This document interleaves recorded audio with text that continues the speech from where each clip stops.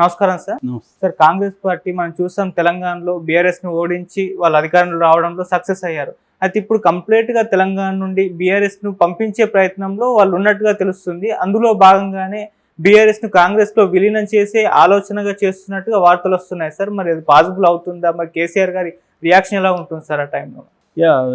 సామెత ఉంది కదా, నీవు నేర్పిన విద్య నీరజాక్ష అని. సో కేసీఆరే ఆల్రెడీ ఈ పని చేశాడు ఒకప్పుడు. అంటే కేసీఆర్ ఉన్న ఫస్ట్ టర్మ్లో కానీ సెకండ్ టర్మ్లో కానీ ఈ విలీన ప్రక్రియ కేసీఆర్ సక్సెస్ఫుల్గా చేశాడు.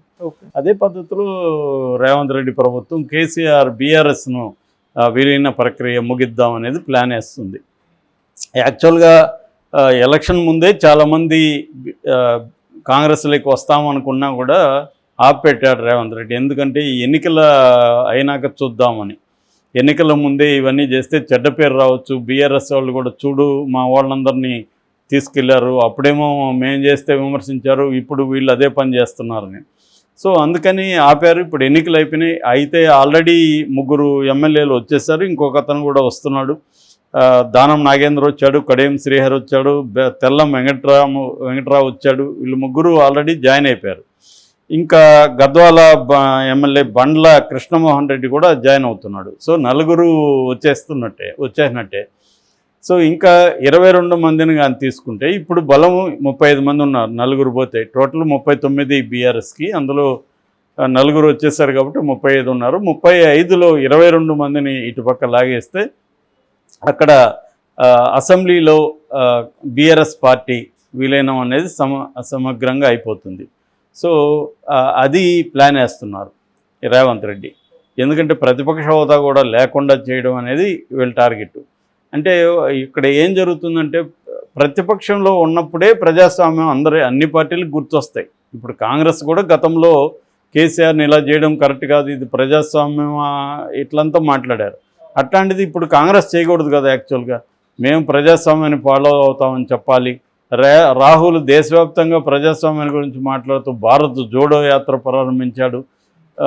మన మోడీకి వ్యతిరేకంగా ఇది డిక్టేటర్షిప్ జరగబోతుందని చెప్పి విపరీతంగా వాళ్ళు ప్రచారం చేశారు. మళ్ళీ మోడీ వస్తే ప్రజాస్వామ్యం ఉండదు, ఇంకా ఎన్నికలే ఉండవు అని చెప్పారు.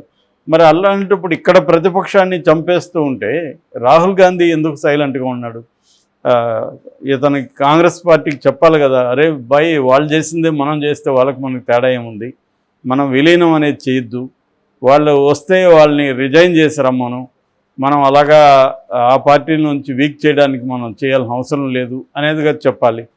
కాకపోతే దీనికి రేవంత్ రెడ్డి సమాధానం ఏంటంటే మా ప్రభుత్వాన్ని కోల్దోయడానికి కుట్ర బన్నుతున్నారు, డే 1 నుంచే మా ప్రభుత్వం కూలిపోతుందని చెప్తున్నారు, నేను సైలెంట్గా ఉండాలన్నా వాళ్ళు ఉండేట్లేదు, కాబట్టి నాకు అనివార్యంగా నేను వాళ్ళని లాక్కోపోతే నా ప్రభుత్వం ఉండదు అనేది ఇతను చెప్తున్నాడు. సో ఏదో ఒక సర్ది చెప్పుకొని తాము చేసేదానికి ప్రతి ఒక్కరూ అలాగే చేస్తారు. అందుకని ప్రతిపక్షంలో ఉన్నప్పుడు డెమోక్రసీ విలువలు ఇవన్నీ గుర్తొస్తాయి. ఇప్పుడు కూడా జగన్ ట్వీట్ కూడా ఇంతకుముందు చెప్పున్నాం, తను కూడా ప్రజాస్వామ్యం న్యాయము ఇవన్నీ మాట్లాడుతున్నాడు.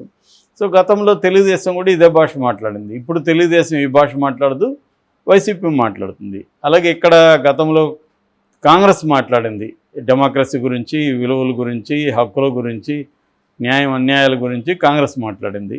ఇప్పుడు బీఆర్ఎస్ వంతు వచ్చింది. బీఆర్ఎస్ మళ్ళీ న్యాయము అన్యాయము ఇలా చేయించా అని బీఆర్ఎస్ మాట్లాడుతుంది. ఇక్కడ ఏంటంటే అందుకనే చెప్పి ఏది శుద్ధపూస పార్టీ అనేది ఇండియాలో ఏది లేదు, అన్నీ అవకాశవాది పార్టీలే. అవకాశం లేనప్పుడు ప్రజాస్వామ్యం విలువలు ఇవన్నీ మాట్లాడతారు. అవకాశం వచ్చి వాళ్ళ అధికారంలోకి వచ్చినప్పుడు అవన్నీ కన్వీనియంట్గా మర్చిపోతారు. అందుకని రేవంత్ రెడ్డి ఎలక్షన్లకు ముందు హరగోపాల్ వీళ్ళతో మీటింగ్ ఒక ఇంటర్వ్యూ ఏర్పాటు చేసినప్పుడు హరగోపాల్ ఇదే చెప్పాడు, బాబు మీరు అధికారంలో లేనప్పుడు చాలా డెమోక్రటిక్గా ఉంటారు, అన్నీ మాట్లాడతారు, అధికారంలోకి వచ్చినాక అందరూ ఒకే రకంగా మాట్లాడతారు, అందుకే మేము రాజ్య స్వభావం అని మాట్లాడతాం, ప్రభుత్వాలని కాకుండా.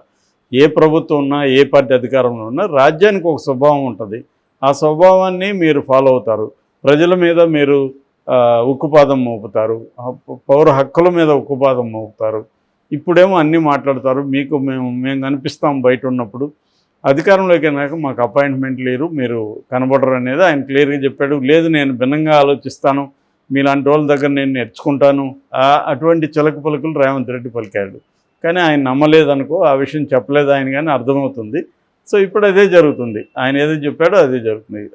రేవంత్ రెడ్డి వచ్చినాక కూడా పెద్దగా భిన్నమైన, కేసీఆర్కి భిన్నమైన పరిపాలన అందిస్తాను అనేది బిగినింగ్లో కొంత చేశాడు. కానీ తర్వాత వచ్చేసరికి కేసీఆర్ మీద కక్ష తీర్చుకోవడం, కేసీఆర్ ముద్రని చెడిపేయడం తెలంగాణలో, దానివల్ల పౌరుల పన్ను ట్యాక్స్ మనం ఏదైతే కడుతున్నామో ఇక్కడ దానంతా దానికి వేస్ట్ చేయడం. ఇప్పుడు టీఎస్ ఉంటే నష్టం ఏంటి, టీజీగా మార్చారు, మళ్ళీ దానికి అన్నీ మార్చాలి కదా, దానికి అంత బడ్జెట్, మళ్ళీ అధికారం ముద్ర దాన్ని మార్చాల్సిన అవసరం ఉంది, దాన్ని మార్చడం, ఇలాగ ప్రతిదీ కేసీఆర్ తీసుకొచ్చిందంతా ఉల్టా చేయడం. గతంలో జగన్ అదే చేశాడు, ఇప్పుడు జగన్కి సంబంధించి అక్కడ చంద్రబాబు అదే చేస్తున్నాడు. సో వీళ్ళందరూ కూడా ప్రతిపక్షాన్ని తొక్కేసి, ప్రతిపక్షాన్ని పొలిటికల్గా చంపేసి తాము పరిపాలించాలనుకుంటారు. అది పదే పదే ప్రూవ్ అయినా కూడా మళ్ళీ అదే చేస్తుంటారు. అందుకని ఫ్రాయిడ్ సివిలైజేషన్ అండ్ డిస్కంటెంట్స్ అనే బుక్లో రాస్తాడనమాట. ఎవరు కూడా చరిత్ర నుంచి ఎవరు ఏం నేర్చుకోరు, చరిత్ర నుంచి ఏదైనా నేర్చుకునేది ఉంటే నేర్చుకోలేము అనేదే నేర్చుకుంటారు. అంటే చరిత్ర నుంచి మనం ఏమి నేర్చుకోము అన్న పాఠాన్ని నేర్చుకుంటారు తప్ప నిజంగా చరిత్ర నుంచి ఎవరు ఏమి నేర్చుకోరని ఆయన ఎప్పుడో చెప్పాడు 19th centuryలో. అలాగా ఇక్కడ కూడా ఏంటంటే మనం వాళ్ళు ఒకప్పుడు ఇలా చేయడం వల్ల కదా వాళ్ళు ఓడిపోయారు, మళ్ళీ మనం ఇలా చేస్తే మనల్ని ఓడిస్తారు కదా అనేది ఎవరికి ఏమీ లేదు. మళ్ళీ వీళ్ళు సేమ్ అదే చేస్తున్నారు, ఇక్కడ అదే చేస్తున్నారు, చంద్రబాబు అక్కడ చేస్తున్నారు.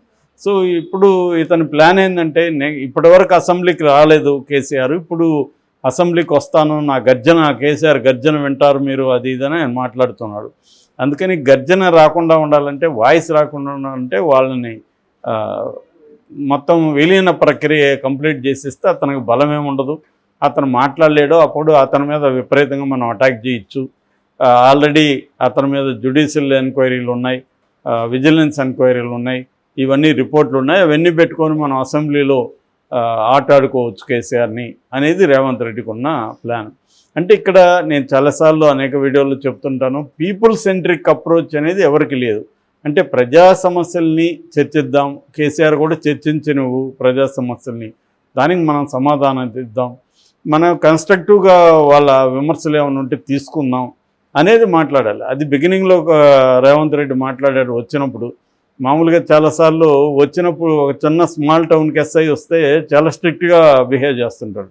తర్వాత అర్థమవుతుంది ఎందుకు స్ట్రిక్ట్గా ఉన్నా అంటే, నేను కొత్తగా వచ్చానరా నన్ను గమనించుకోండి అని అనమాట.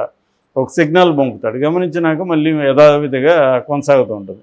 అలాగే రేవంత్ రెడ్డి కూడా రాగానే ఆత్మాభిమానం, అహంకారం ఇటువంటి భాషంతో మాట్లాడి ప్రజాస్వామ్యం, ప్రజా దర్బారు, ప్రజలు ఇవన్నీ మాట్లాడాడు. దాని తర్వాత మీరు కూడా మమ్మల్ని విమర్శించండి, మీరు కూడా ధర్నాలు చేయండి, మాకేం అభ్యంతరం లేదు, ఇవన్నీ మాట్లాడాడు.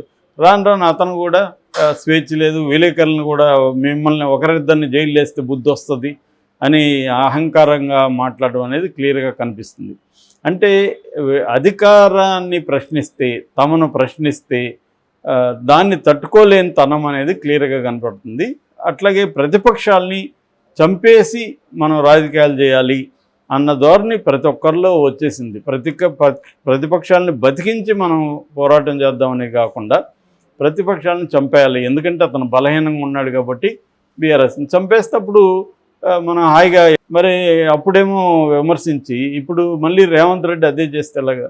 సో అందుకని రేవంత్ రెడ్డి నిజంగా డెమోక్రసీని, రేవంత్ రెడ్డి కావచ్చు, అటు రాహుల్ గాంధీ కావచ్చు, ఎందుకంటే రేవంత్ రెడ్డి ఆయనేమి అబ్సల్యూట్ పవర్స్ లేవు ఆయనకి. ఆయన కాంగ్రెస్ పార్టీలో వాళ్ళు అపాయింట్ చేస్తే సీఎంగా ఉన్నాడు తప్ప ఆయన కాంగ్రెస్ పార్టీ అధిష్టానానికి సంబంధం లేకుండా సీఎంగా లేడు.